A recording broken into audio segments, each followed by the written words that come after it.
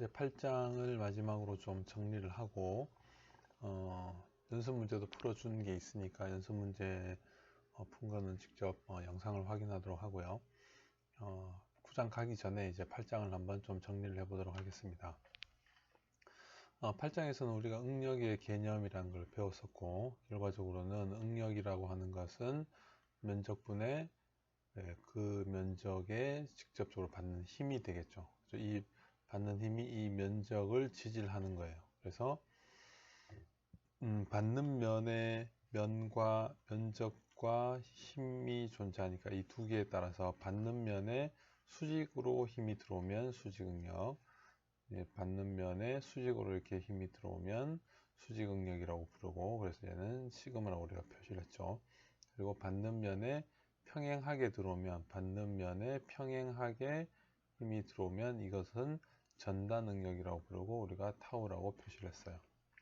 그리고 지압응력이라고 하는 것은 면의 압축인데, 이거는 단순하게 하나의 면이 아니고 하나의 면에 그냥 압축하는 게 아니고 이 두 개의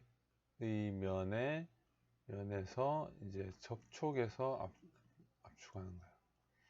두 면이 직접적으로 상대적으로 닿아서 눌리는 경우에 볼트하고 핀 이런 부분들, 볼트하고 어떤 면 또는 핀 이런 부분들, 그 다음에 어쨌든 두 물체가 닿아서 생기는데 눌려져서 생기는, 여기 생기는 이런 분포들이, 이런 부분들이 이제 지압응력이라고 부르는 거예요. 지압응력이 되는 거고, 이거에 따라서 계산 자체는 우리가 이제 핀 같은 경우에는 눌리는 면적 이렇게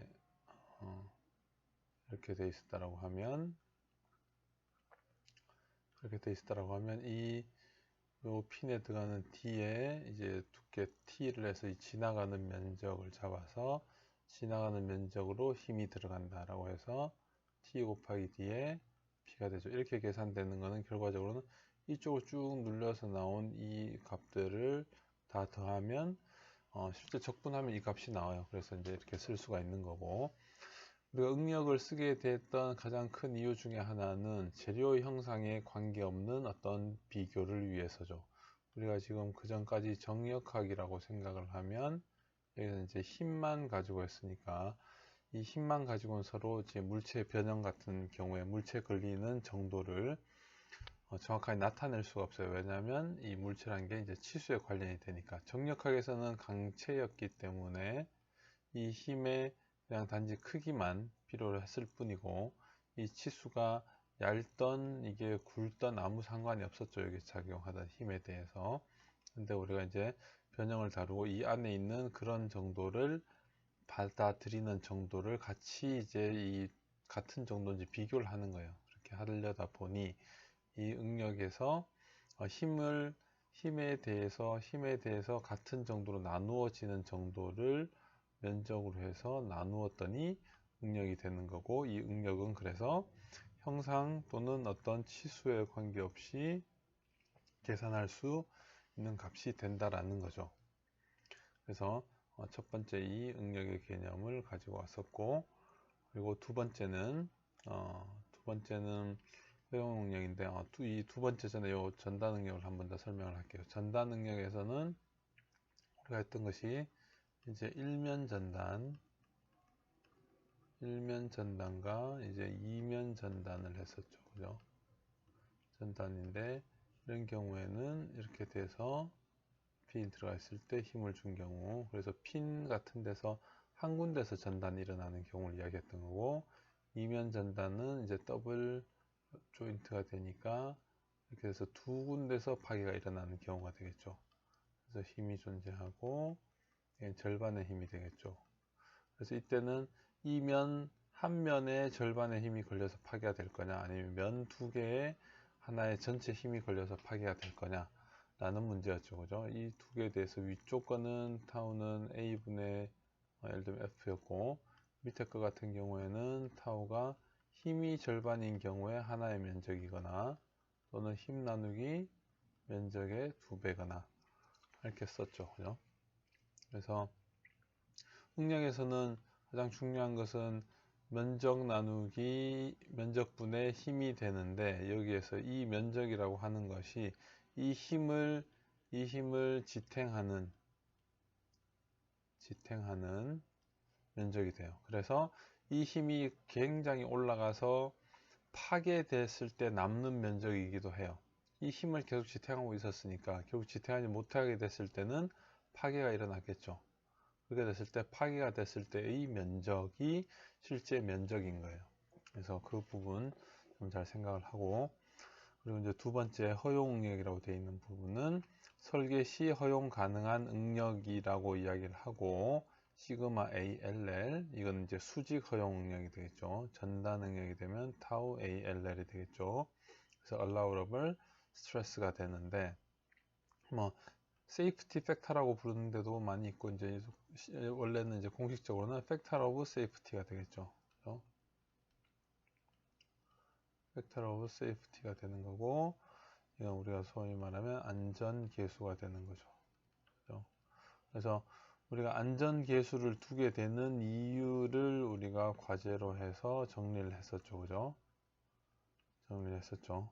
실제로는 뭐 여러 가지 7, 8가지 이유들이 있는데, 크게 보면 이제 재료 자체가 이제 파단이 될 때의 응력이 이제 극한 응력 또는 극한 하중 또는 이건 극한 하중, 이건 극한 응력이 되는데, 이 값을 바로 썼을 때는 이상되면 파괴가 돼 버리는데, 실제로는 우리가 고려하지 못한 것들, 이 계산상에서 제조하면서 달라지는 것들, 노인 환경에서 달라지는 것들, 내 스스로의 안전을 위한 것들 등등등 여러 가지들 때문에 안전계수 또는 안전율도, 이제 같은 말로는 안전율도 되는 거예요. 이제 안전율도 주고 싶은 거예요. 그러다 보니 내가 실제로 쓰고자 하는, 설계에 쓰고자 하는 응력을 낮추어서 쓰게 되는 거죠. 그래서 이 극한 응력의 몇 분의 1, 예를 들면 뭐 3분의 1을 허용응력으로 가져다 쓰겠다. 그래서 이 값 기준으로 설계를 하겠다 라고 하니 당연히 설계 시 허용 가능한 응력이 되는 거고, 당연히 시그마 U하고 이 허용 응력을 비교하면 시그마 U 극한 응력이 당연히 크겠죠.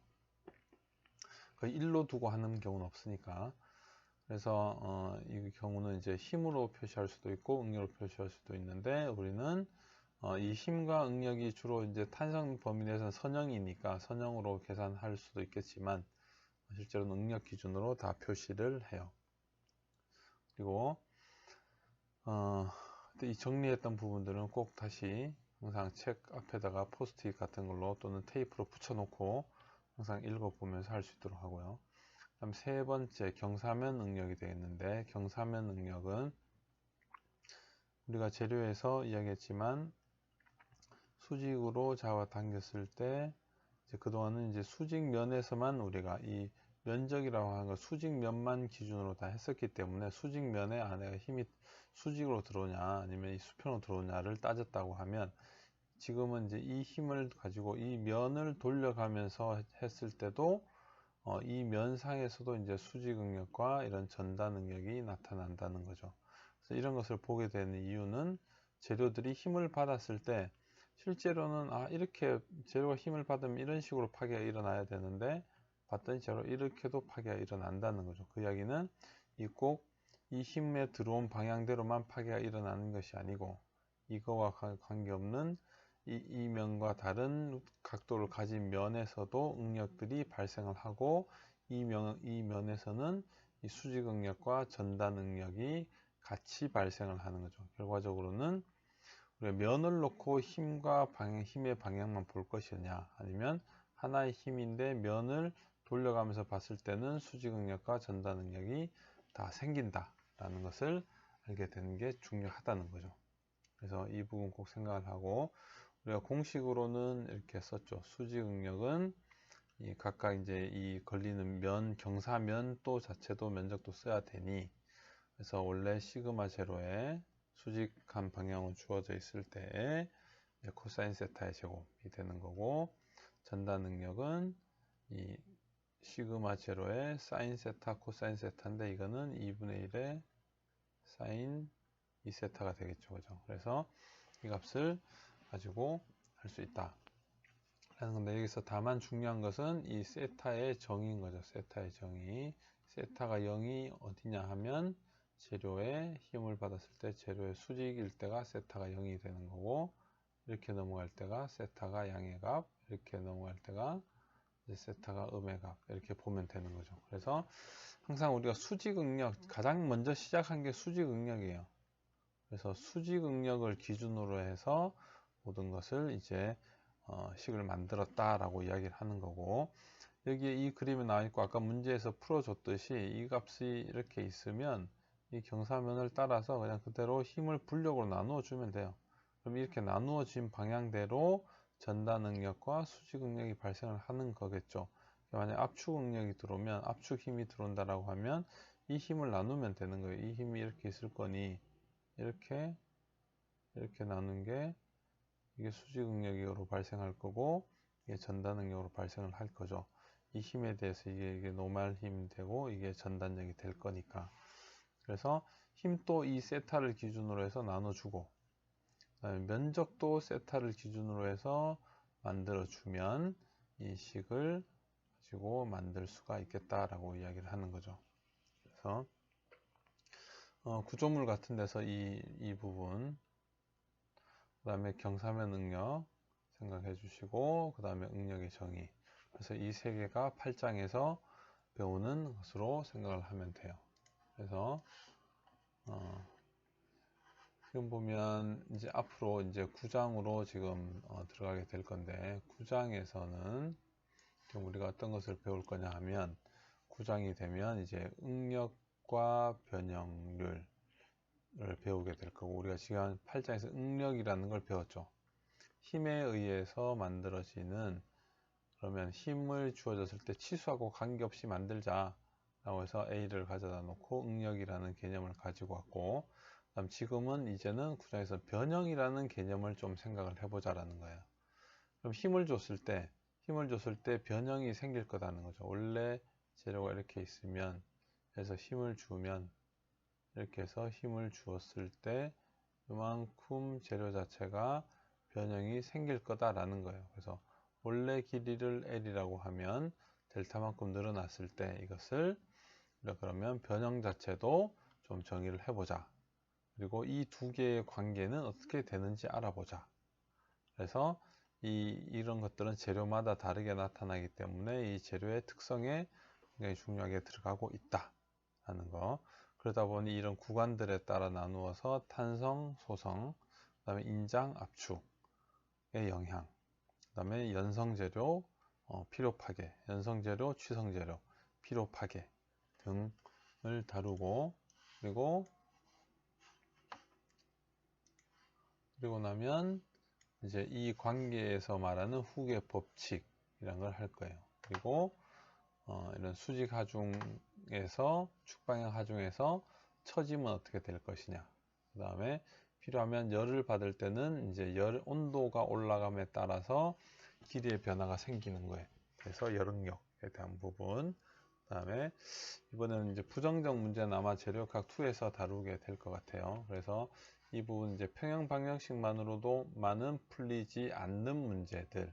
그래서 변이에 대한 적합 방정식을 가지고 와야 되는 문제들이 될 거예요. 그리고 이제 그 다음에는 포화선비. 그래서 이거는 포화선비는 이제 우리가 재료를 잡아 당기면 재료 자체를 이렇게 우리 당연히 알고 있듯이 이렇게 되어 있는 지우개가다라고 생각해 보면 이렇게 잡아 당기면 이쪽으로 늘어나는데, 이쪽으로 늘어나게 될 건데, 그러면 이쪽 방향은 어떻게 될 거냐는 거죠.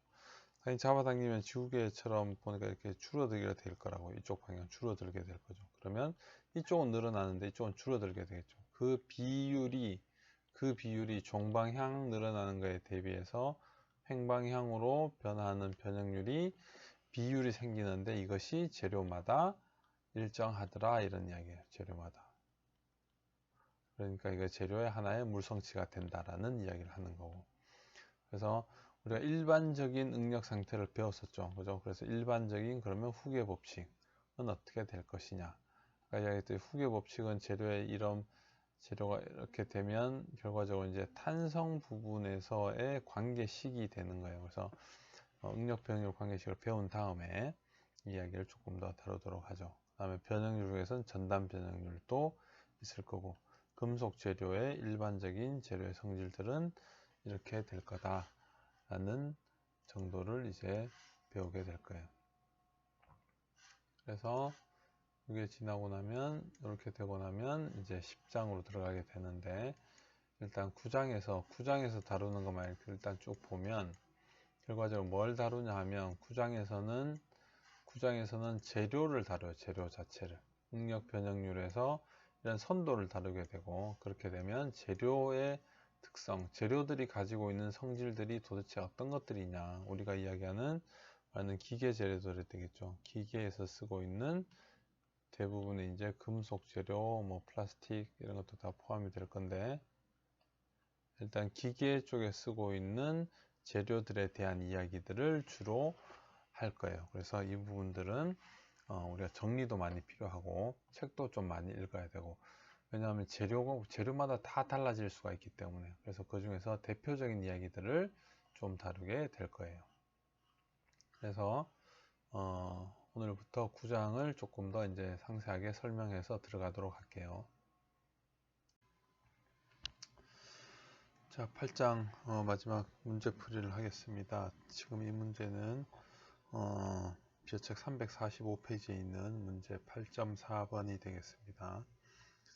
다음같이 강체로 되어 있는 BCD가 B점에서는 제어막대 볼트로 연결되어 있고, C점에서는 유압 실린더와 볼트.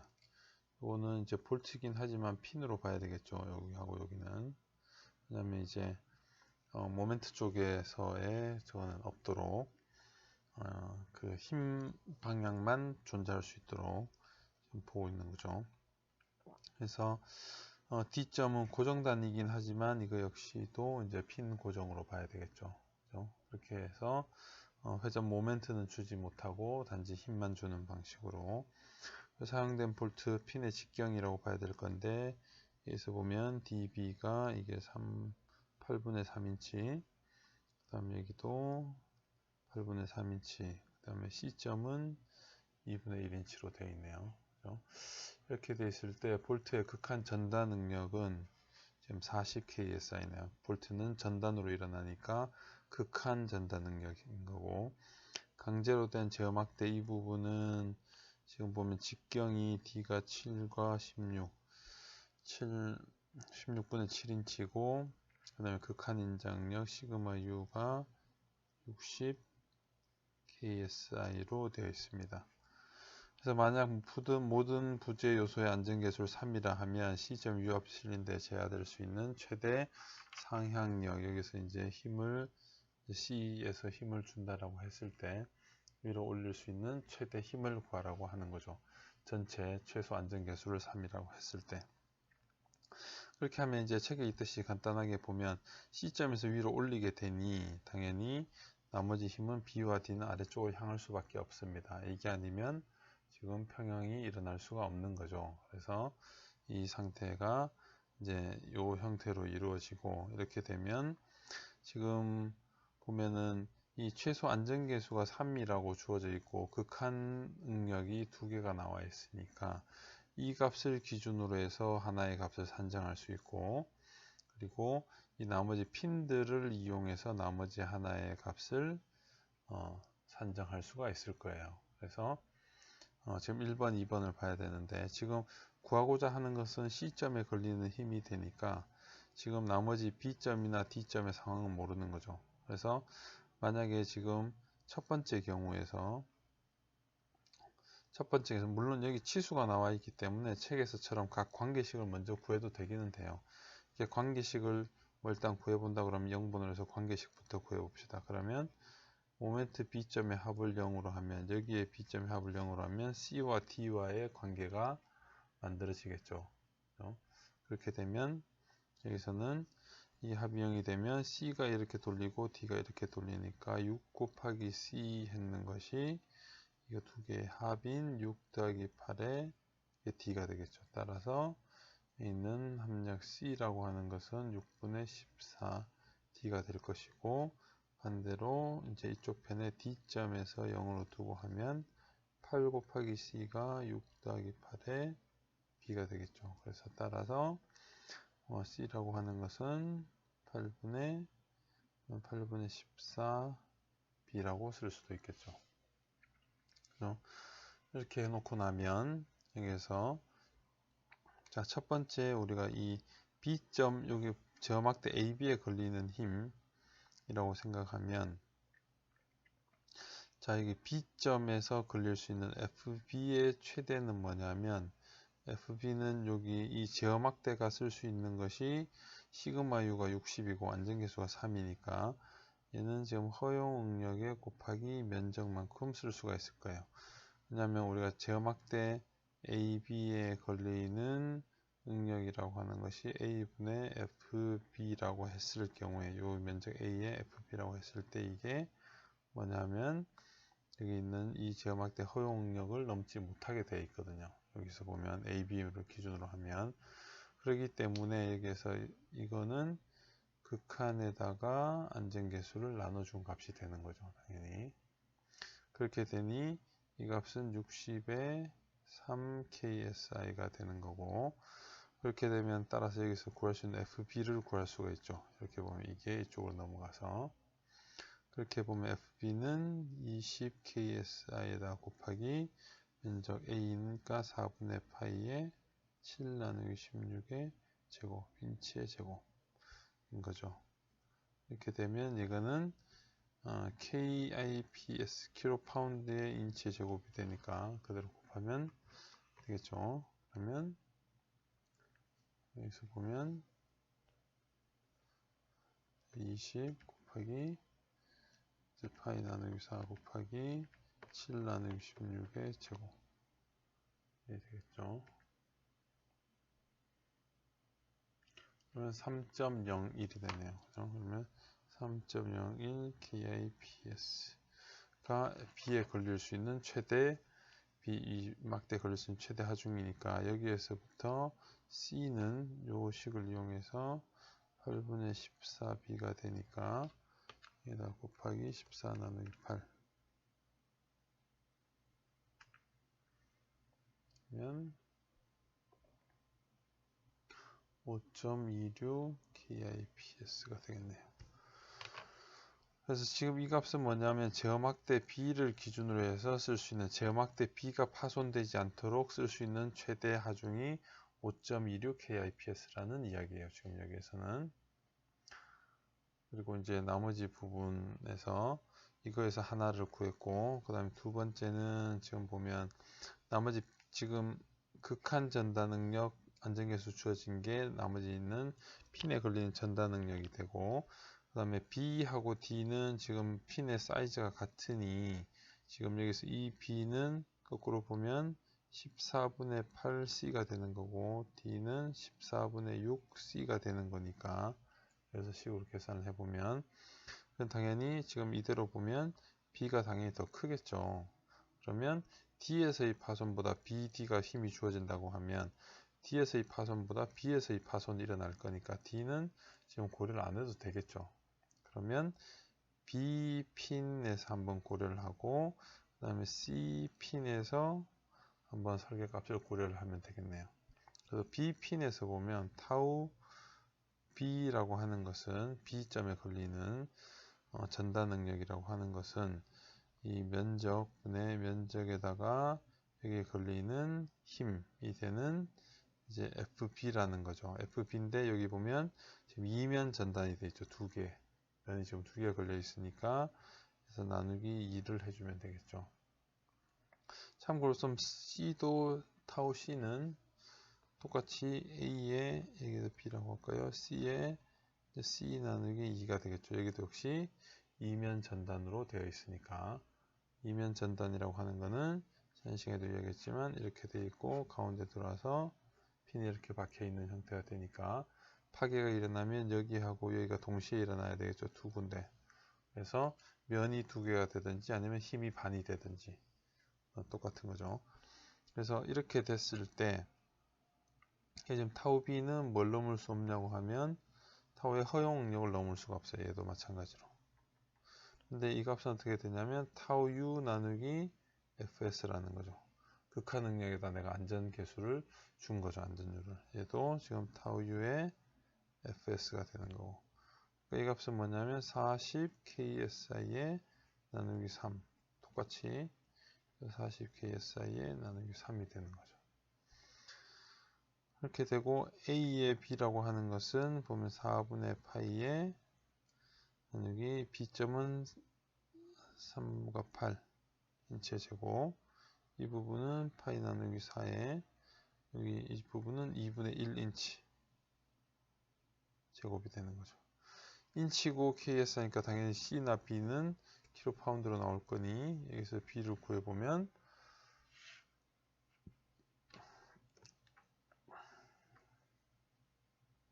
그래서 b를 구해보면 40 나누기 3 이게 지금 넘어가면 되니까 곱하기 10트 파이 나누기 4 곱하기 그리고 3 나누기 8의 제곱 그 다음에 2분의 1 있으니까 곱하기 2 넘어가겠죠. 그러면 b는 2.945 APS가 되고 여기에서부터 쓸 수 있는 c는 여기 있네요. 그죠? 그래서 곱하기 14 나누기 8 하면 5.154 KIPS가 돼요.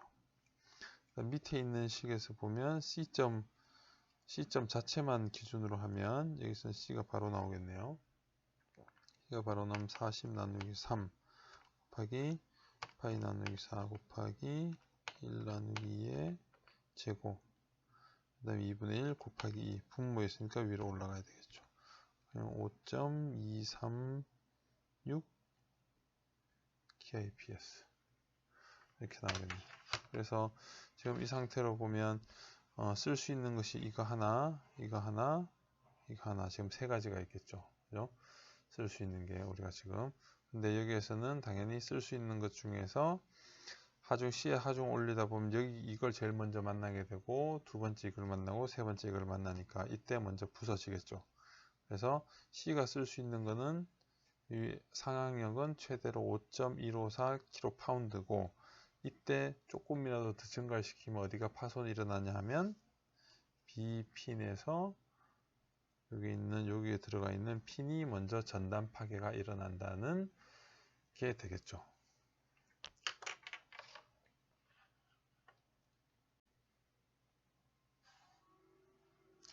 자, 다음 25번 문제를 보겠습니다. 25번은 우리가 경사면 응력 배운 거의 대표적인 문제가 되겠죠. 이 수업 그 강의에서도 일단 설명을 한번 했었는데 우리가 이렇게 잡았을 때 수평을 잡아 당겼을 때 우리가 힘에 또는 재료면에 지금 수직 방향으로 지금 수직 방향면에서 가장 기본으로 잡았었죠. 그래서 수직 방향면에서 항상 일어나고 있는 이 재료의 수직 방향면에서 주어진 힘에 따라서 일어나고 있는 수직 응력 등을 구했었는데 이게 실제로는 이렇게 기울어진 면에서도 일어날 수 있다라는 이야기를 하는 거고 그러면 이렇게 기울어진 면이라고 하면 이 경우는 우리가 지금 이 각도를 0도로 해서 이렇게 돌려서 세타를 만들었다라고 좀 이야기를 한 거죠. 그렇게 했을 때 이렇게 잘린 면 기준으로 해서 이렇게 또는 이쪽으로 세타가 주어졌을 때 이쪽이 양이었죠. 세타 값이.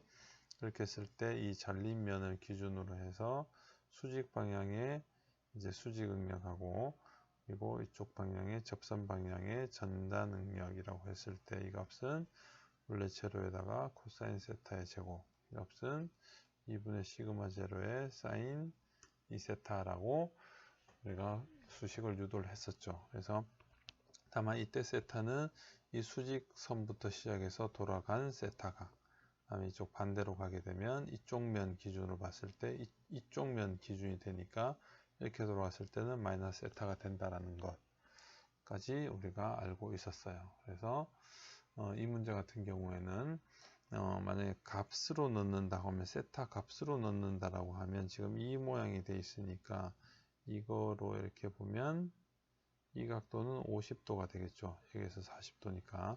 그래서 이 각도 기준으로 해서 넣게 되면 우리가 볼 때는 세타는 마이너스 50도가 되는 것이고 그 다음 이게 이렇게 P가 됐을 때 이쪽이 P가 되니 얘를 불력으로 만들어 보면 이 방향과 이 방향으로 오는 거죠. 그래서 이게 타오고 이게 시그마가 되는 거예요.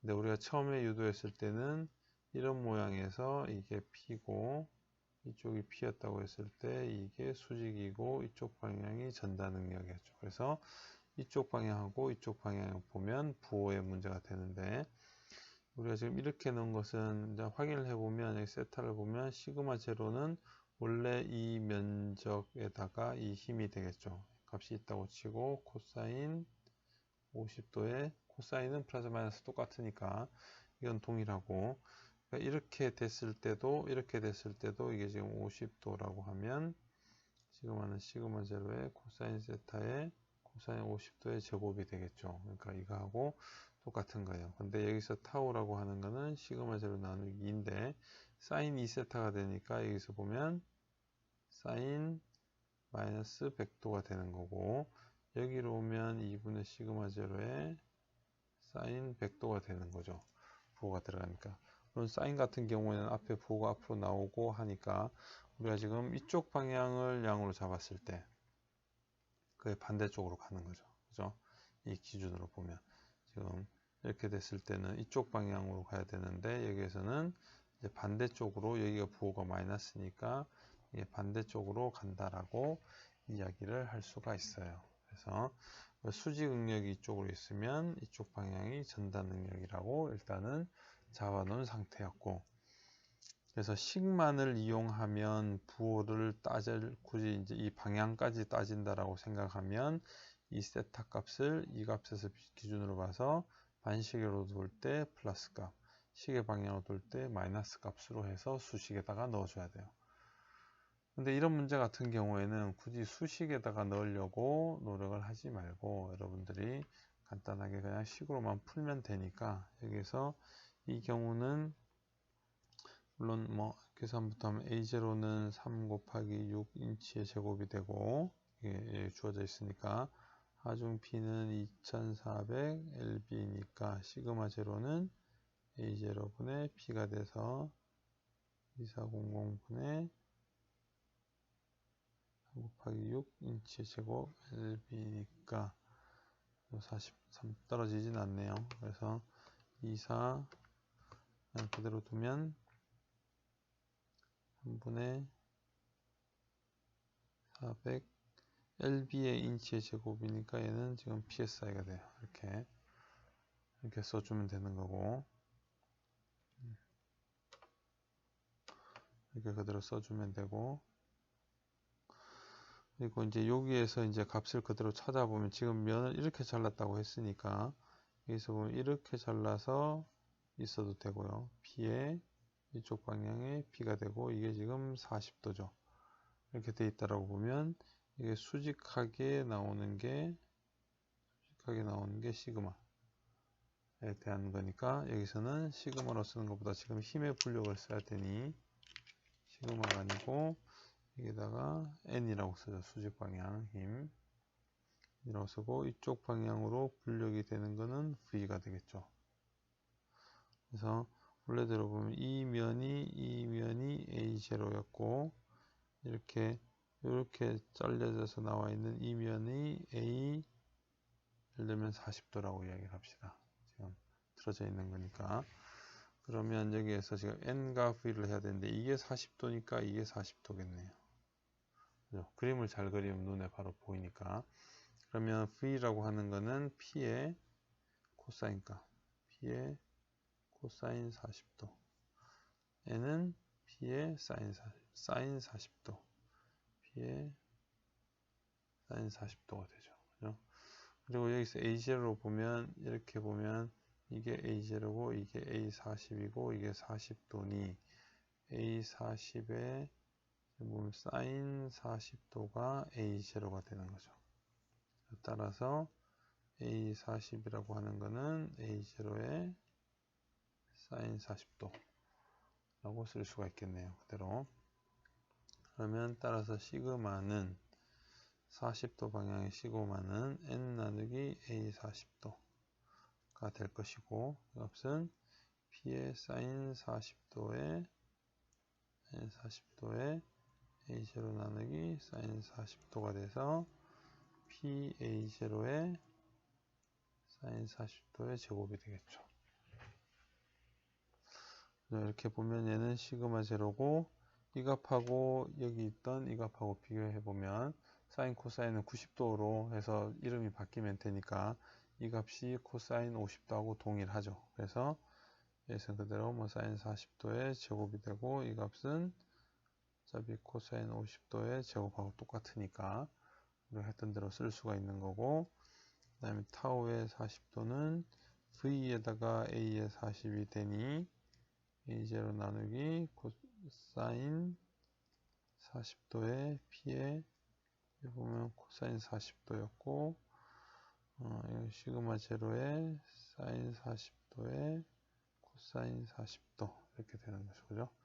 그렇게 되면 이 값은 시그마 제로 나누기에 2배니까 80도인 거고, 얘는 같은 이름 사인은 같은 데서 돌아가면 되니까 시그마 제로 나누기에 사인에 결국 보면 이제 파이 마이너스 80도 이렇게 되는 거죠. 사인은 위쪽에서 다 플러스 값이니까 이 값이나 이 값이나 똑같은 거죠. 그래서 사인 100도 이렇게 쓴 거하고 동일한 거죠. 그래서 값은 이렇게 되고 방향으로만 보면 이쪽 편에서는 이렇게.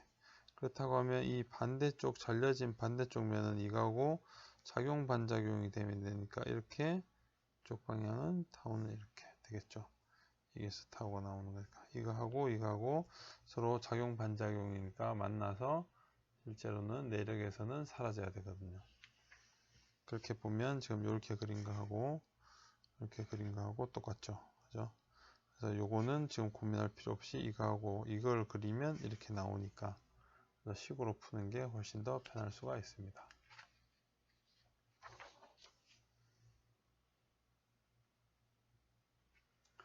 자, 다음 문제는 8-31번이고요.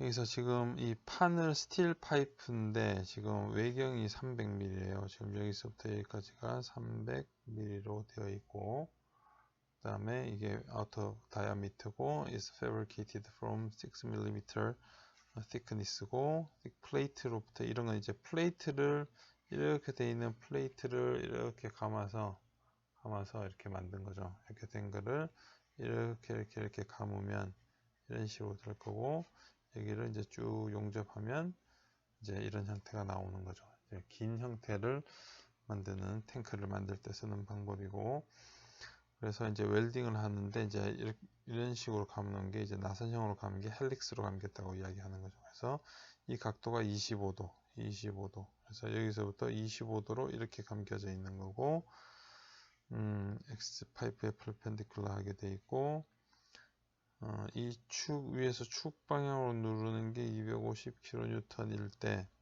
그다음 normal and shearing stress interaction respectively normal and tangential 웰딩 라인에서의 수직 응력하고 전단 응력을 구하라는 거죠. 그래서 이렇게 보면 이렇게 돼 있을 때 이렇게 돼 있는 거니까 결과적으로 여기에서 이쪽 방향으로의 수직 응력과 그때 보면 이제 이쪽 방향 전단 응력인데 힘이 이렇게 왔으니까 이렇게 했을 때 힘이 이렇게 왔으니까 반대쪽이 이렇게 되니까 이렇게 작용을 해야 되겠죠. 그러면 이런 형태가 될 거니 이렇게 눌리겠네요. 힘을 나눠 보면.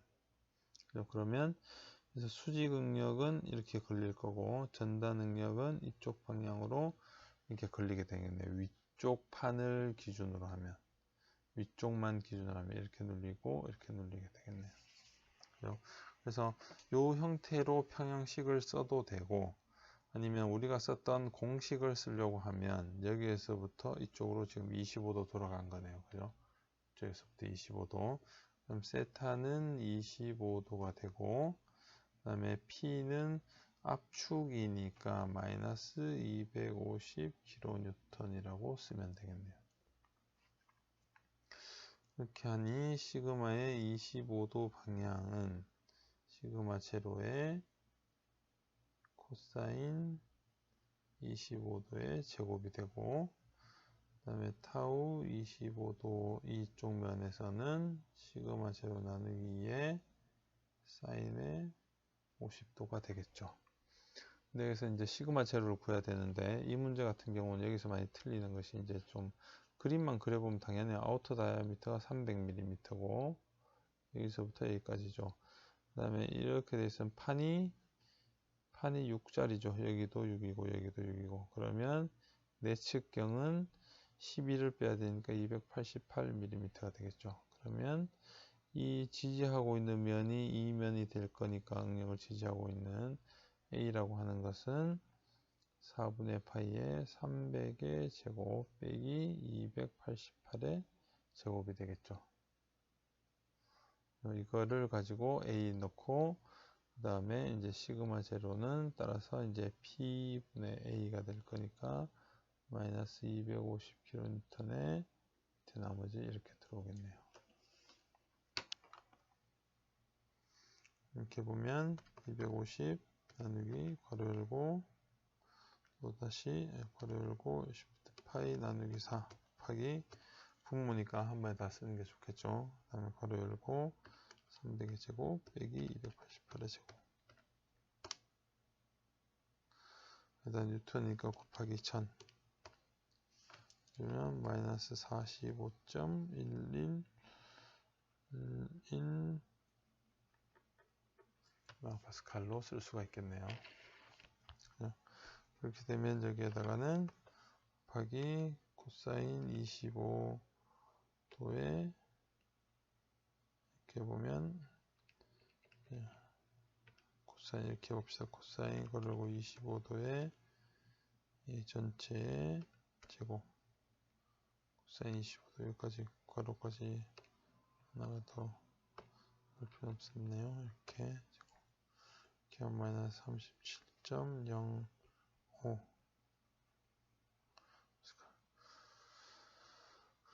물론 이렇게 이거 하고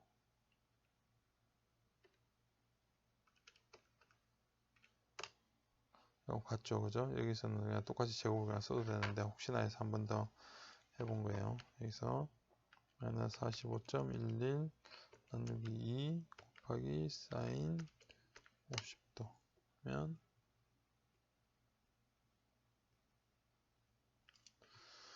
이렇게 되면 이제 부호로만 보면 우리가 지금 이렇게 되면 지금 여기서 봐서는 이렇게 잘린 거였으니까 이렇게 돼 있었는데 그러면 이제 반대로 이렇게 들어가라는 이야기가 되겠죠. 이 부호로만 보면. 그래서 값의 크기만 가져오고 여기서 부호는 이 힘을 가지고 미리 나누는 게 편할 수 있어요. 그래서 이렇게 문제를 하면 풀이가 끝날 것 같고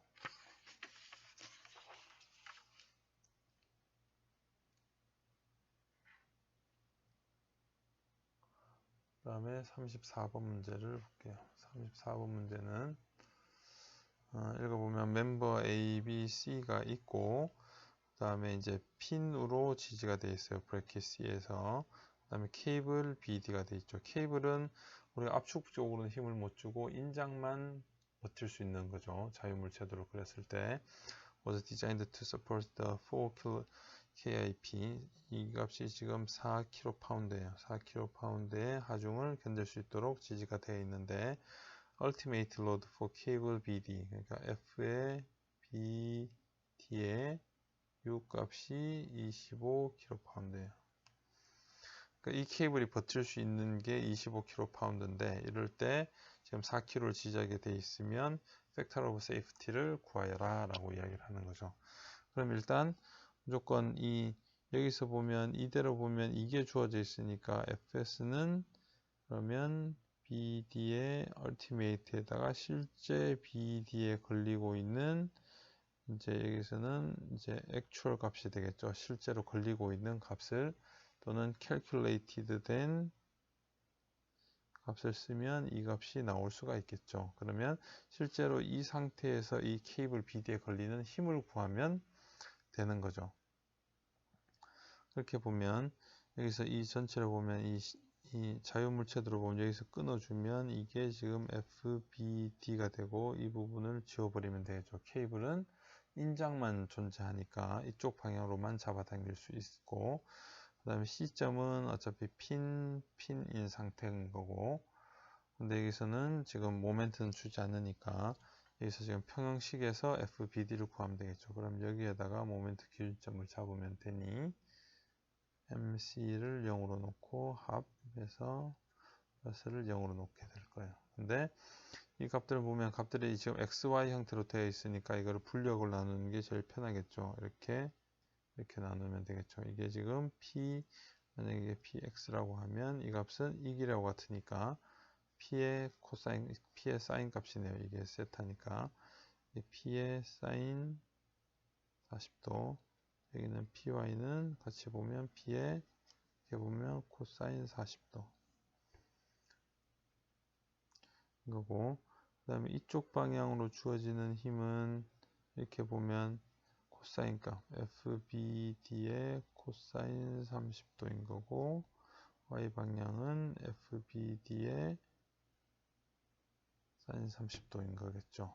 그러면 이 점 기준으로 보면 X는 이 점 기준으로 보면 이 힘은 이렇게 돌리니까 이쪽 방향 같은 방향이죠. 그러면 PX에 이걸 돌리기 위한 팔 길이는 여기서부터 여기까지 시점 보면 곱하기 15 친 거고, PY는 이 길이가 이쪽으로 돌리니까 같은 쪽이네요. 더하기 PY 곱하기 팔 길이는 여기서부터 여기까지 18 더하기 12 30 이거고, 나머지 이 두 힘은 이렇게 좀 이렇게 돌리고, 얘도 이렇게 돼 있으니까 이렇게 돌리네요. 이것도 이렇게 돌리고, 이쪽 부호하고 반대가 되네요. 그럼 이게 등호가 되겠네요. 결과적으로는.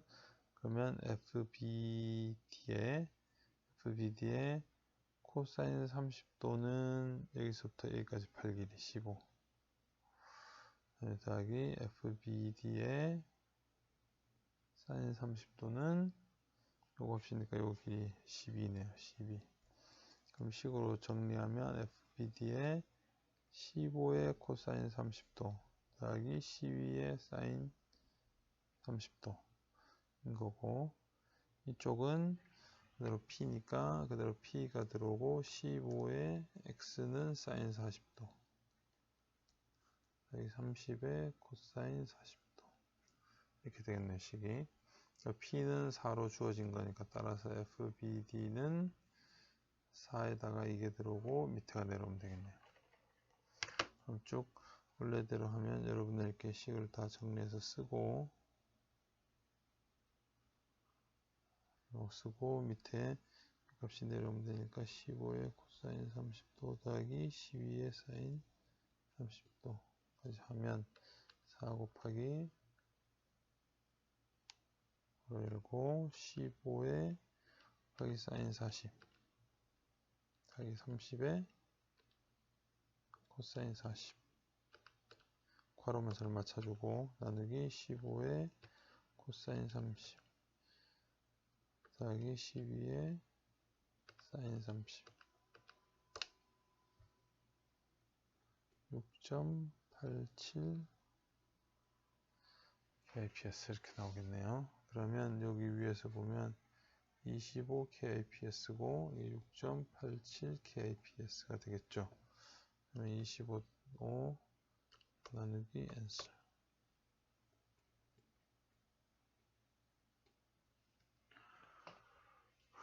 이렇게 되면 값을 구할 수가 있겠죠. 그래요?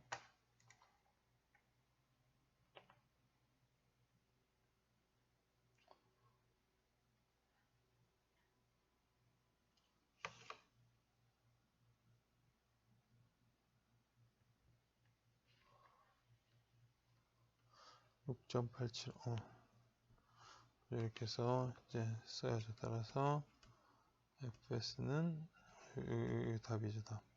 여기다 써놓고 뻔뻔해. 예. 그래서 이렇게 풀면 되겠죠. 자, 다음 마지막으로 8.47번을 보도록 하겠습니다.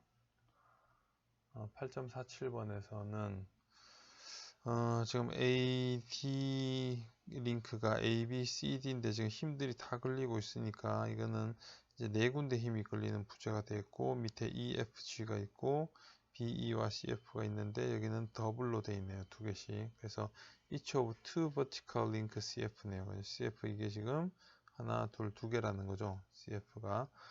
그래서 two horizontal member AD하고 EG에다가 걸려 있는데 이 부분이 CF는 지금 이렇게 돼 있는데, 이렇게 돼 있으니까 여기 있는 이 부분이 10이라는 거고, 이 폭이 지금 40이라는 뜻이 되겠죠. 그죠? 유니폼 렉탱귤라 크로스 섹션이니까.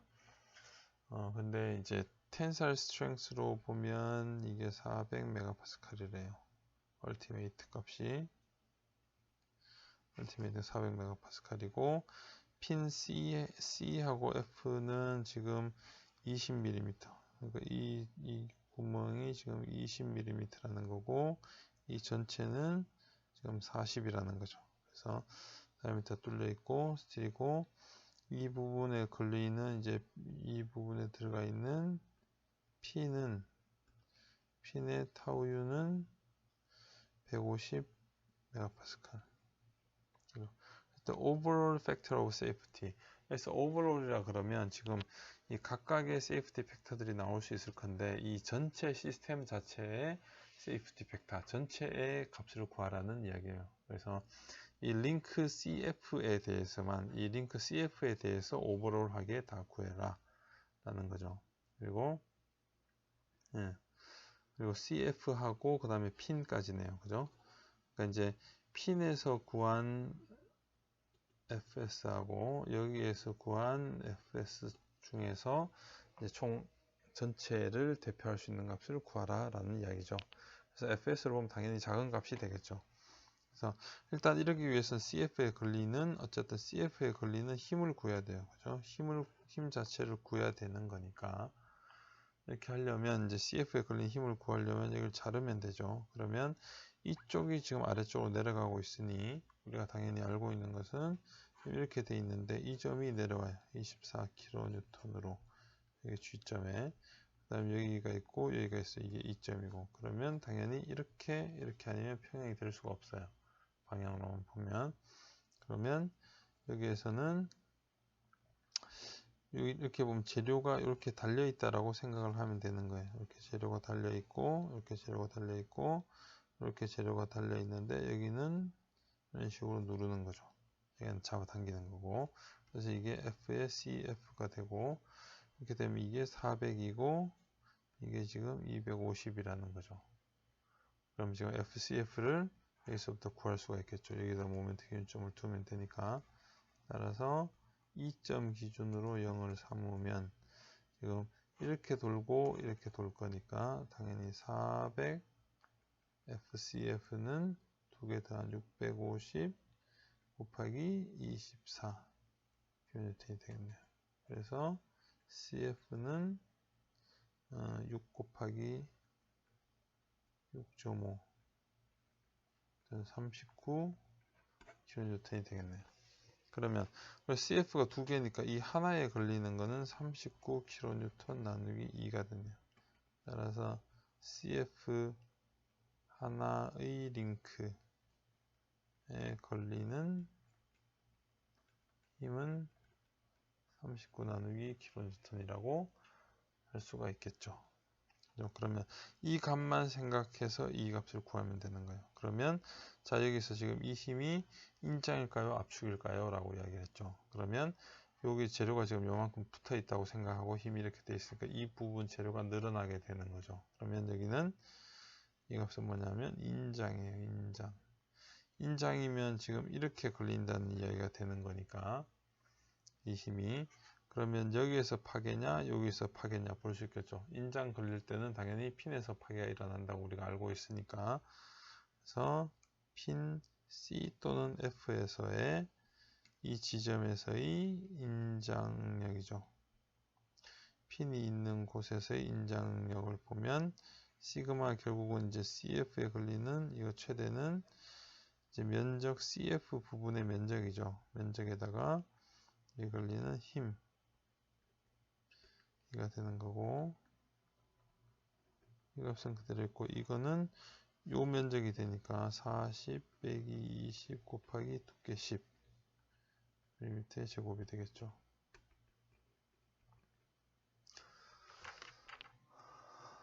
그래서 이렇게 나누면 39 나누기 이거는 kN이 돼야 되겠죠.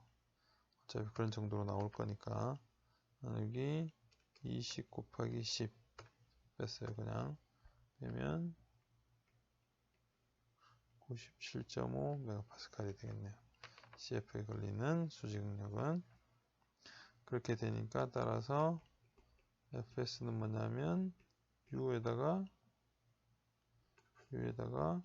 지금 CF에 걸린 응력이니까 400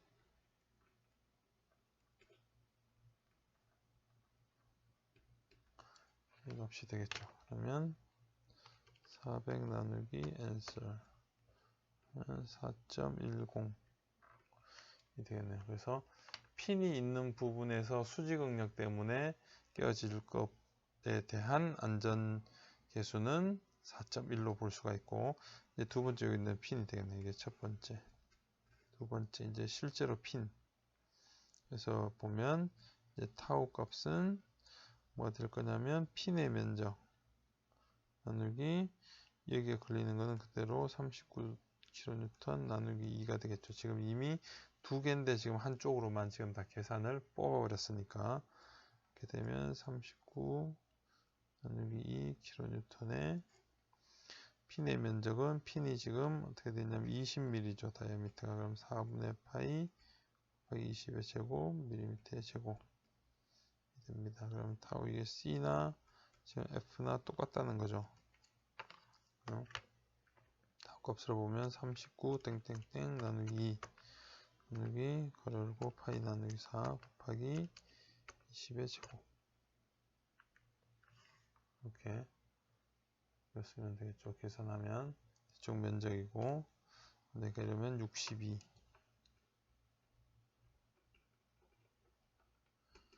따라서 여기에서 FS는 타우 U 나누기 타우 CF 실제로 구한 값이니까 이 값은 150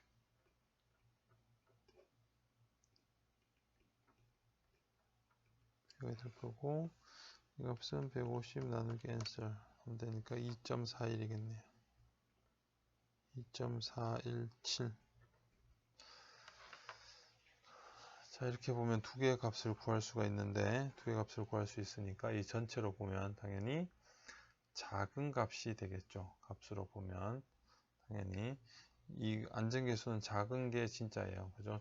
이게 되고 나면 2.4배의 힘이 걸리고 나면 부서지고 나머지는 의미가 없으니까 그래서 이렇게 구하면 되고 그래서 혹시 이번 주에는 이제 여기 있는 핀 지금 여기 보면 이 핀이 지금 여기 보면 핀의 직경을 D라고 하면 여기가 D가 들어가고 여기는 마이너스 T가 들어가겠죠.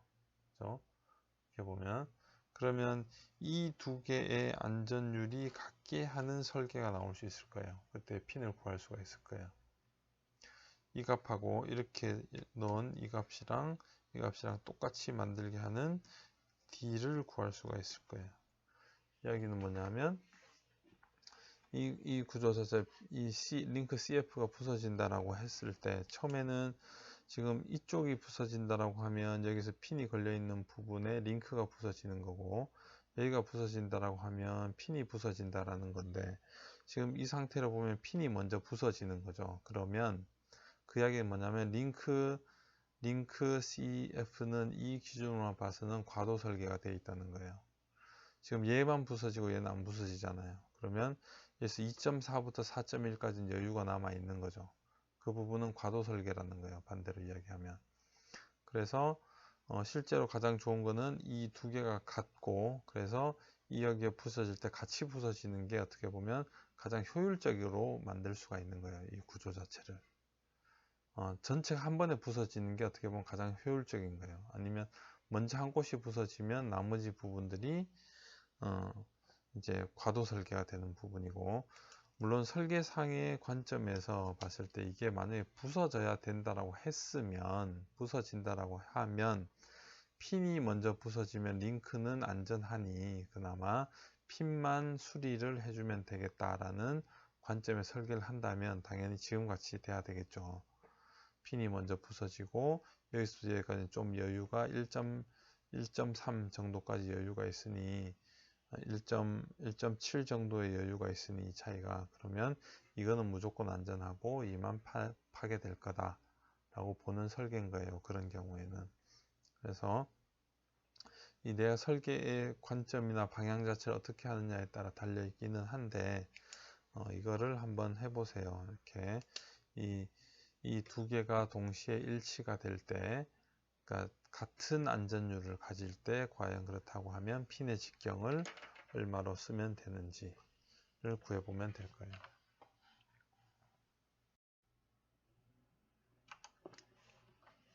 자, 다시 이제 구장을 설명을 한다라고 보면, 구장 같은 경우에는 지금 기존의 8장에서는 주로 이제 정역학 기준으로 해서 이제 응력 위주로 설계를 하는 거예요. 그러니까 구조물에 이제 힘을 받으면 이 힘을 어쨌든 이 치수에 따라서 이제 이런 것이나 이제 조금 이렇게 큰 거나 이렇게 뭐 같은 힘을 받았을 때 두 개 받는 정도가, 영향을 받는 정도가 다를 거니까 그것을 동일하게 비교를 해주기 위해서 이 힘을 받는 힘이 나누어진다라고 해서 이 받는 면적으로 나누면 단위 면적당 힘이 돼서 어떻게 보면 면적에 관계없이 어떤 치수를 위주로 해서 이 비교를 할 수 있게 되는 건데, 그게 이제 응력이었다라고 하면 그게 이제 여기 나와 있는 이 보면 구조물에 발생되는 응력 해석이라고 이야기를 하는 거예요. 그래서 그런 규정 하중 조건 하에서라고 이야기하는 게, 우리가 주어진 하중을 이제 허용 하중 또는 허용 응력을 쓰게 됐죠. 그죠? 그래서 허용 응력을 넘지 않는 한 우리가 쓸 수 있는 거는, 비교할 수 있는 거는 면적 아니면 힘이 되겠죠. 그죠? 허용력이 주어져 있으면 면적이 커지거나 아니면 힘이 줄어들거나 둘 중에 하나가 되는데, 여기서는 이제 힘은 보통 주어져 있으니까 면적을 바꾸어서 설계를 하거나 아니면 이제 안전계수를 구해 주거나 두 가지 방식을 한 거예요. 그래서 보면 이제 규정 하중 조건 하에서, 여기서 보면 규정 하중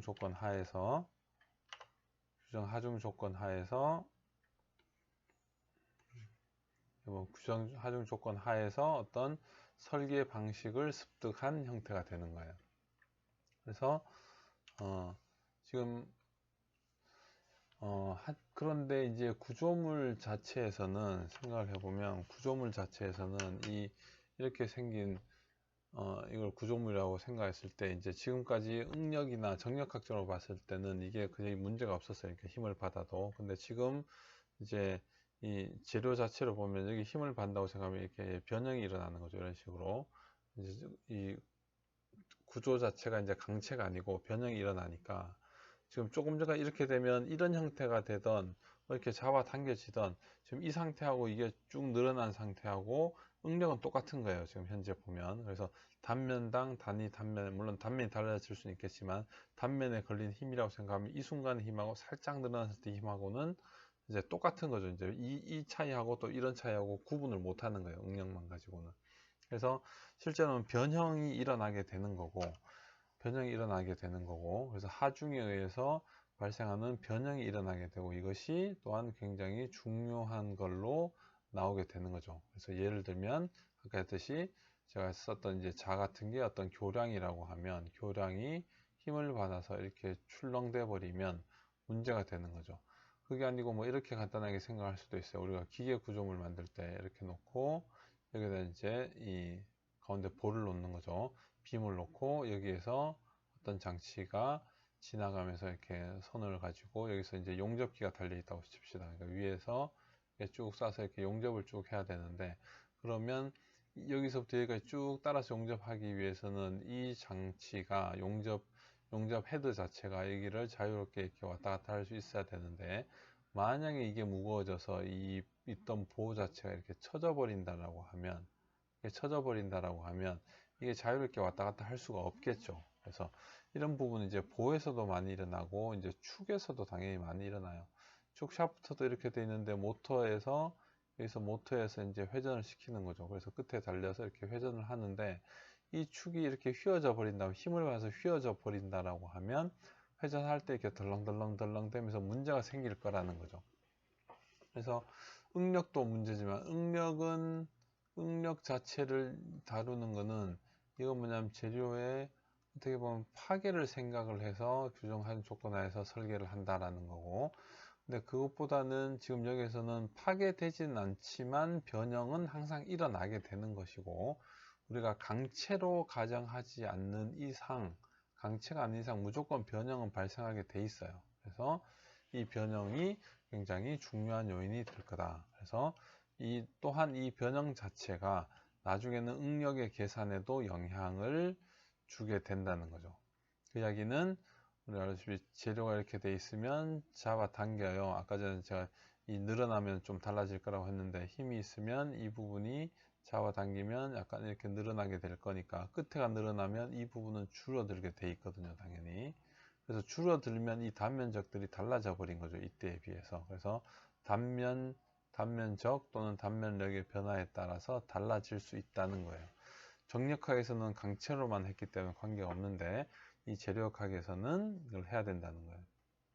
그리고 정력학적으로 우리가 풀고 있을 때 우리가 응력을 다루는 부분은 주로 정력학적인 부분이에요. 그래서 뭘 썼냐면 평형방정식만 썼어요. 평형방정식만. 그래서 statically determinate한 문제들을 푼 거예요. 정력학적으로 statically, 여기는 이제 statically 이제 determinated한 문제를 푼 거예요. 그래서 정력학적으로 결정될 수 있는 문제다라고 이야기하는 것은 이제 정정 구조를 다루는 건데, 그 이야기는 뭐냐면 평형 방정식만 썼다는 거예요. 이 이야기, 이거 하고 이거만 쓴 경우가 되는데, 우리가 알다시피 이 경우는 뭐냐 하면, 평형방정식에서 구할 수 있는 건 뭐냐 하면, 여러분들이 평형방정식을 몇 개 쓸 수 있냐면 2차원에서는 평형방정식을 3개를 쓸 수가 있어요. 그죠? 그래서 왜냐면 fx하고 fy 방향의 합이 각각 0인 경우하고 모멘트 z가 0인 경우하고, 그 다음에 3차원이 되면 이제 6개를 구할 수가 있는 거예요. 6개를. 그래서 힘 벡터 쪽으로 3개, 모멘트 벡터 쪽으로 3개에서 6개예요. 그래서 결과적으로 뭐냐면, 여러분 정력학적으로는 평형방식밖에 못 쓰기 때문에 2차원 문제에서는 3개의 미지수만 풀 수 있는 거예요. 구조물에서. 그래서 내가 이렇게 된 구조에서 여기가 핀이 돼 있고 여기가 롤러다 라고 하면, 이게 x, y고 y니까 오케이 풀 수 있어요. 근데 여기에다 내가 하나를 더 줬어요. 이렇게 하면 그럼 여기도 미지력이 되겠죠. 그러면 문제가 뭐냐면 미지수가 하나, 둘, 셋, 네 개가 되어버리는 거예요. 그러면 정력학적으로 풀 수가 없는 문제가 되어버리는 거예요. 3차원 또 마찬가지겠죠. 3차원 또 내가 이렇게 쓴다는 거는 미지력이라고 하는 게 6개까지만 풀 수가 있다는 거죠. 그래서 미지력 6개까지 풀 수 있는데, 지금 문제가 뭐냐 하면, 때로는 이거보다 더 많은 미지수가 있는 구조물들은 당연히 나온다는 거죠. 여기에서 내가 다리에서 이렇게 해서 눌렀는데 여기가 이렇게 쭉 처지니까 내가 여기다 받친다는 거죠. 우리가 처음에 책꽂이 이야기했을 때처럼. 그렇게 되면 미지력이 하나 더 늘어나니까, 이럴 때는 평형 방정식만 가지고는 풀 수가 없다. 풀 수가 없다. 지난 아까 8장에서 이야기했을 때는 그래도 그나마 이제 이런 문제를 풀었을 때, 이렇게 돼 있는 문제를 풀었을 때, 이 문제를 풀었을 때 보면 8장에서 우리가 지금 이렇게 된 걸 풀었었죠. 그죠? 이렇게 구조물이 있었고, 이렇게 구조물이 있을 때 여기에 힘을 받았을 때 여기가 보면 이렇게 둘 다 핀으로 돼 있었어요. 둘 다 핀으로 돼 있어서 여기도 XY가 있었고 여기도 XY가 있었죠. 이렇게 되면 4개가 생기는데 4개의 미지력이 있는 것이고, 여기는 지금 2D 문제니까 우리가 풀 수 없다라고 생각을 해야 되는 건데, 부정전 구조가 실제로는 되는 거죠. 되는데 마침 이거는 이쪽 문제 때문에 풀릴 수가 있는 거예요. 이 주어진 힘 조건이나 특별한 경우에는 풀 수도 있어요. 그래서 그런 경우 뭐 풀린 거지만, 이제 그게 아닌 이상은 이렇게 하나의 부재에 대해서, 이거는 뜯었기 때문에 또 풀 수가 있는 거고, 하나의 부재에서 이렇게 와버리면 못 풀어요. 이거는 정력학적만으로는. 그래서 이런 경우는 변형을 고려하여 적합방정식에 대한 게 이제 변형에 대한 식이 되거든요. 그래서 이것을 풀 수 있는 방법이 이제 부정정 문제가 되는 거고, statically하게 정력학적으로는 indeterminate 하죠. 결정되지 않는다. 그래서 부정하다. 정할 수가 없다. 라는 말을 하고 있는 거예요. 그 문제를 좀 다룰 거고, 이거는 이제 아까도 이야기했지만 재료 2에 가서 다룰 가능성이 높아요. 그리고 여기서는 축방향 하중하에서의 어떤 구조 부재의 변형. 그래서 이제 제일 쉬운 것이 제가 처음에도 이야기했지만 이 구조물은 이쪽 종방향이 있고 횡방향이 있다고 했죠. 이렇게 그랬을 때 종방향으로 들어오는 힘, 종방향으로 들어오는 회전, 횡방향으로 들어오는 힘, 횡방향으로 들어오는 회전, 이 네 가지가 있다고 했죠. 그래서 이 값이 이제 토크가 될 거고, 나중에 배우면 이게 모멘트가 되고 전단력이 되는데, 이 네 가지를 결과적으로 배우는데 가장 쉬운 게 이거예요. 종방향으로 들어오는 힘. 그래서 종방향으로 들어오는 힘이 축방향 하중이라는 거거든요. 그리고 이제 축이라고 하는 게 종방향을 이야기하는 거니까 재료가 길이가 긴 방향에서 하중에서의 이것을 다루게 될 거예요. 그래서 이게 가장 쉽게 될 거니까 이것을 다루게 될 거고,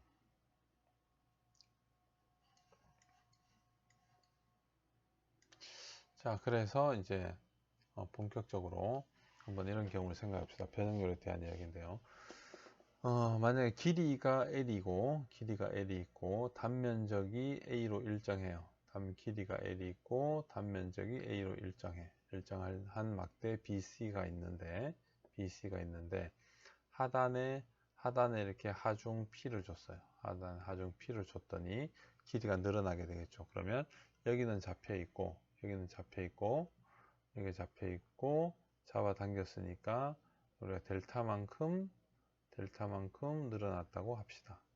델타만큼 C점이 이동을 하겠죠.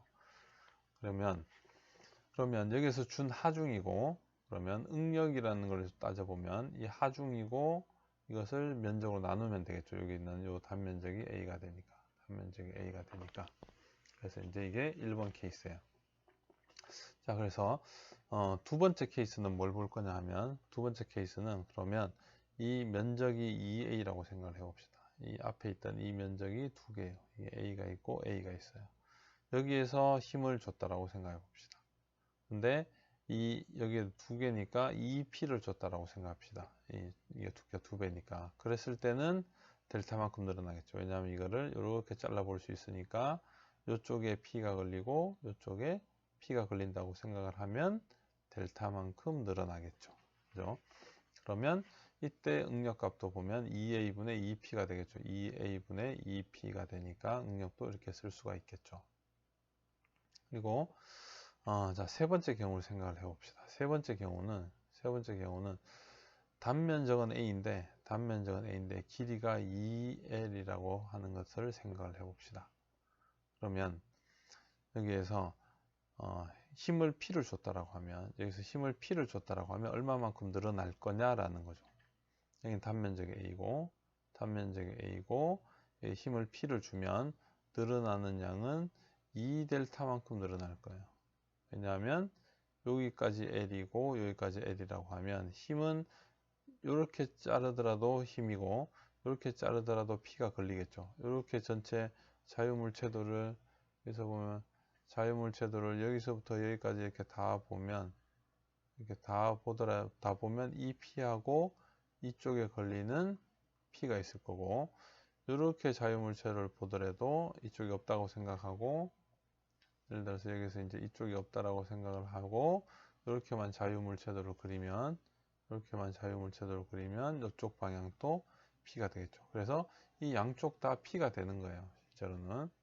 그래서 힘은 통과를 하는 성질이 있으니까 힘은 이대로 쭉 여기를 다 통과를 하니까 여기도 P가 걸리고 여기가 P가 걸리죠. 그러니까 여기가 길이가 L이고 여기가 길이 L이니까 여기도 델타만큼 늘어나고 여기도 델타만큼 늘어나게 될 거죠. 그래서 2델타가 늘어나게 될 거라는 거예요. 그러면 응력이라는 걸 보면, 여기에서 보면 이 단면적 A고 힘이 P였으니까 여기는 A분의 P가 된다는 거죠. 그러면 이 세 가지 경우는 전부 다 응력은 다 A분의 P고 A분의 P고 A분의 P예요. 이야기 뭐냐면 응력이 동일하다.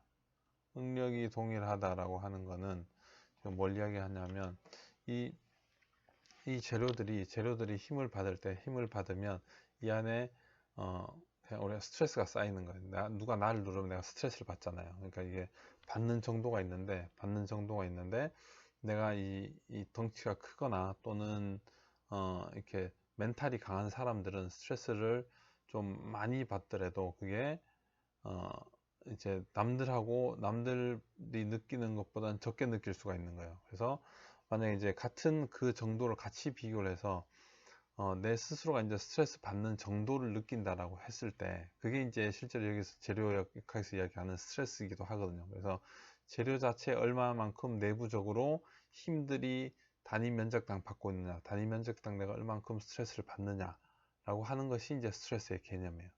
그렇게 보면 여기 나와 있는 1, 2, 3번은 스트레스는 다 똑같다는 거죠. 스트레스는 다 똑같은데 그러면 실제로 변형이라는 걸 생각해 보면 변형은 1번을 생각해 보면 1번은 여기 보면 델타만큼 늘어났죠. 1번은 델타만큼 늘어났고 2번은 또 델타만큼 늘어났어요. 만약에 2번 같은 경우와 같은 이 동일한 P라고 생각하면 1번에서 동일한 게 만약에 이게 2A인데 여기서 P가 걸렸다라고 하면 이 델타량은 절반밖에 안 됐겠죠.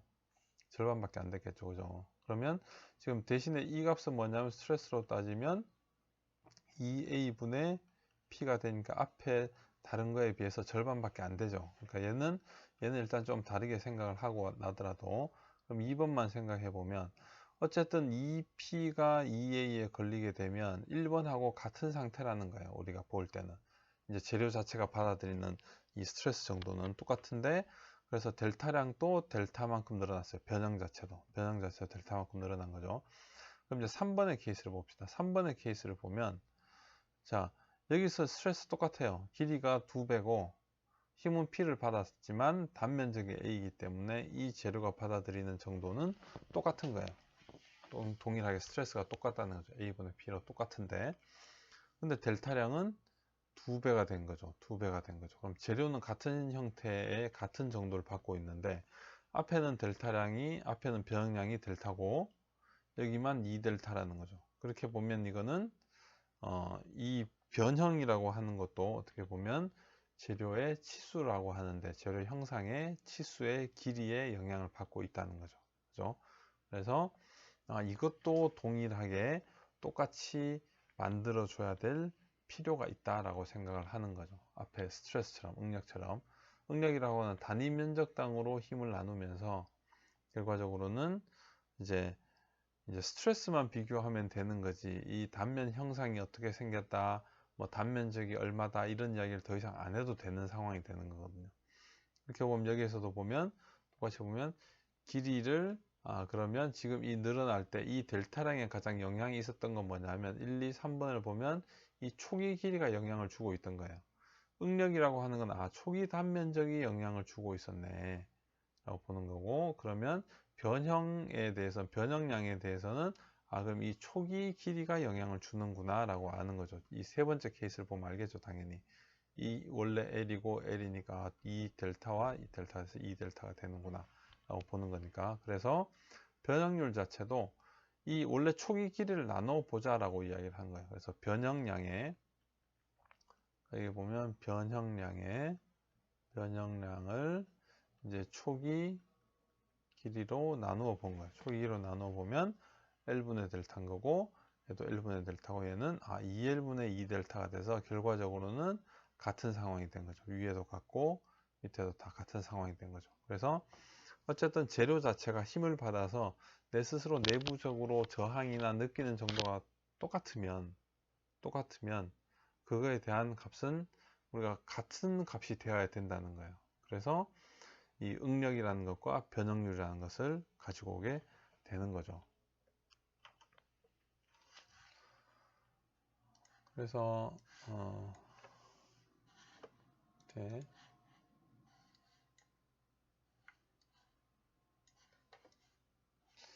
그래서 다음 요 부분만 이렇게 다시 또 더 보면 그래서 변형에 대해서 어떤 같은 걸 비교를 할 수가 있어야 되는데, 조금 전에 있는 이 1, 2, 3번을 생각을 해보면, 자, 여기 첫 번째는 뭐였냐 하면 이렇게 돼 있던 A고 길이 L 있던 거를 P로 늘려서 델타를 만든 것이었고, 두 번째 건 뭐냐 하면 이렇게 돼 있던 2A였고 2P를 해서 같은 델타량이 일어난 거였고, 3번은 뭐냐면 길이가 2L이었고 여기에 P를 해서 2델타가 일어났던 거예요. 그래서 이거를 지금 우리가 힘을 줘서 잡아 당긴다라고 이야기를 하잖아요. 그러면 위쪽은 고정이 돼 있고 위쪽은 고정돼 있고, 그래서 우리가 그러면 이거를 힘을 주고 잡아 당길 때 이거를 보자는 거예요. 그래서 실험을 한다라고 생각을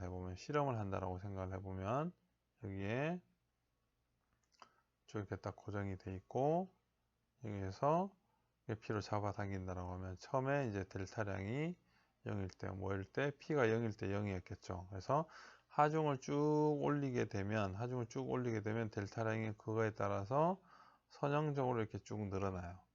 그래서 이 1번 그림을 보면 1번 그림을 그래서 우리가 이제 P하고 하중을 Y축으로 놓고 델타량을 X축으로 놓고 이것을 그림을 이렇게 쭉 그려보면, 그래서 보면 이렇게 쭉 델타량까지 갈 때 우리가 거의 선형으로 가요. 기본적으로는 선형으로, 직선으로.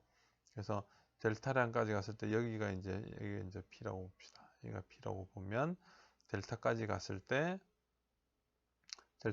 갔을 때 P일 때 델타량이니까 여기 점을 지나게 되고 선이 이렇게 올라가게 될 거예요. 1번 같은 경우에는. 근데 자, 2번 같은 경우에 2P니까 어디냐면 여기가 P가 아니고 여기가 2P겠죠. 그죠? 그래서 2P까지 왔을 때 델타가 와야 돼. 2P까지 왔을 때 델타가 가야 돼. 여기까지 가야 될 거예요. 그러니까 P만큼 줬을 때는 이거의 절반밖에 안 갈 거라는 거죠. 그래서 이 2분의 델타 되는 지점까지 이 선이 지나가서 이렇게 될 거예요. 이렇게 올라가게 될 거예요. 그리고 3번 같은 경우에는 이제 P만큼 줬을 때 P일 때 델타량이 2델타가 된 거죠. 여기서 보면 2델타가 되고 선은 이런 식으로 해서 쭉 지나가는 형태로 이게 3번이 될 거예요. 3번이. 그래서 이렇게 보여지는 것은 조금 전에 이야기했듯이 이제 변형량과 변형량이라는 거하고 여기 있던 하중이죠. 우리가 어떻게 보면 응력이라는 것을 배우기 전 정역학적으로 봤을 때 하중이라는 거하고 변형량만 보고 그림을 그리게 되면 이렇게 되는 건데, 이 이야기는 해당 막대에 대한 각각 1, 2, 3번 각각에 대한 정보만 제공할 수가 있고, 그다음에 물론 이게 또 곡선 뒤로 이제 곡선이 나오는데 이런 것들은 이제 재료 특성에 따라서 나오는 부분이긴 한데, 그래서 이렇게 해서는 재료 자체 이 단일한 제품에 대해서만 하는 거지 전체를 비교를 할 수가 없다라고 이야기를 하는 거예요. 그래서 우리가 여기서 하중은 뭘로 쓴다고요? 하중을 이제 응력으로 바꾸는 거죠. 원래 단면적을 나누어 주자. 그럼 이쪽 부분은 델타량을 길이 L로 나누어서 이건 엡실론이에요. 엡실론 그리스로 E에 해당되는 거죠. 그죠? 그래서 일롱게이션의 의미에서 왔을 가능성이 높고, 그래서 E라고 해서 엡실론으로 해서 이거는 우리가 이 값을 변형인데 비율이 되는 거죠. 그래서 변형률이라고 불러요. 그래서 이 값을 우리가 스트레인이라고 부르고, 여기 있네요. 그죠? 입실론은 L분의 델타라고 부르고, 이걸 변형률이라고 하고, 영어로는 스트레인이라고 부르게 돼요. 그래서 변형의 원래 길이 대비해서 늘어난 길이라고 이야기를 할 수가 있죠.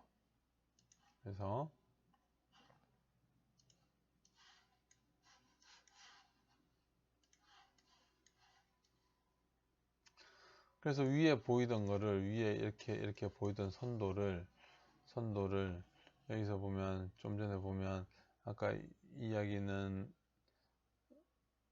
여기 요점 위치까지가 이제 P일 때 델타 나누기 2만큼 온 거죠. 그죠? 2번일 때 길이는 L이고, 그래서 요 위에 이 점이 있을 거라고 이야기를 했던 건데, 이 값들을 지금 다시 아까 말했던 응력 변형률로 환산을 해보면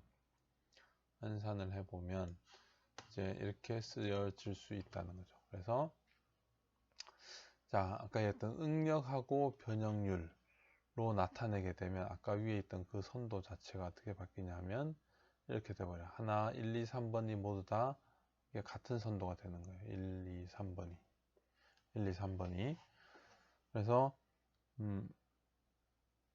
같은 선도가 되는데 조금 전에 이렇게 다르게 나와 있던 이렇게 돼 있고 이렇게 돼 있고 이렇게 돼 있던 것들이 재료의 형상에 따라서 달랐던 거죠. 이제 같은 응력 상태를 나타내더라도 달랐던 것이 이제 스트레스하고 스트레인으로 나타냈더니 하나의 선이 되고, 이러면 결과적으로 보면 여기 나와 있던 우리가 이러한 치수에 대한 부분들을 다 이제 제외를 한 거죠. 제외하고 그 전에 구조물의 형태가 어떻게 되던 단면이 어떤 형상이 생기던 이런 거는 난 이제 고려 안 할 수 있어. 고려 안 하고 이 값만 가지고 고려를 할 수 있는 거죠. 이것도 마찬가지로 원래 길이가 얼마였던 간에 그 관계없이 그 이제 원래 초기 길이 대비해서 얼마만큼 늘어났느냐라는 변형률만 보면 되는 거죠.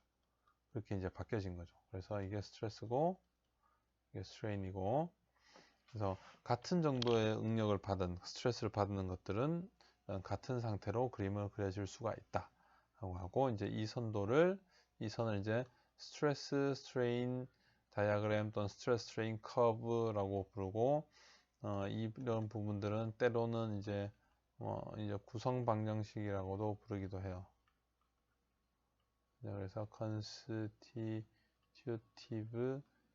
equation이라고 해서 가장 기본되는 근간이 되는 방정식이 되겠죠. 그래서 자, 우리가 8장에서 스트레스를 배웠고, 그 다음에 9장에서는 지금 스트레인을 배워요.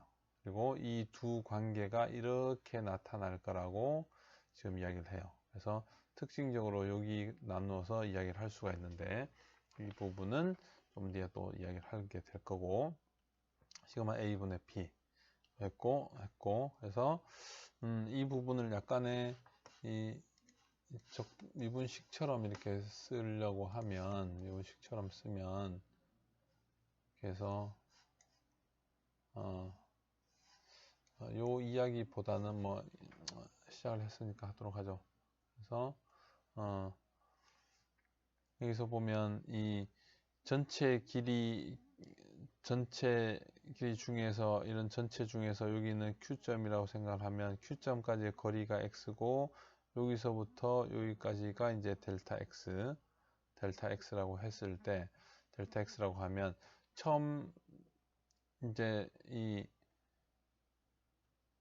이렇게 돼 있던 것이 이제 힘을 받아서 늘어나는 게 보면 요 X라고 하는 부분은 델타만큼 늘어나고, 요 델타 X라고 하는 요 부분도 또한 델타 X에다 더하기 델타 X만큼 또 늘어나겠죠. 같은 델타가 아니고 이 델타의 델타만큼, 요거의 델타만큼 늘어나게 되겠죠.